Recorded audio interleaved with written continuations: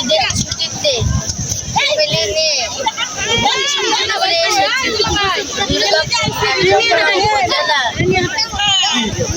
নেত্রকোনা উপজেলা এই জিরো পয়েন্টে এই নদীর এক পাশে হয়েছে বাংলাদেশ, অপর প্রান্তে হয়েছে ভারতের মেঘালয় রাজ্য।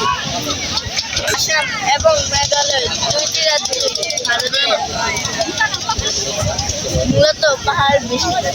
দেখুন আমার পিছনে যে জায়গাটি দেখছেন এটি হয়েছে পাহাড়ে ঘেরা। এটা হয়েছে নদী, এখান থেকে এটা বলো সারা বাংলাদেশে সাপ্লাই করা হয়। নেত্রকোনা বিজয়পুর থেকে আজকে যদি এখানে বিদায় নিচ্ছে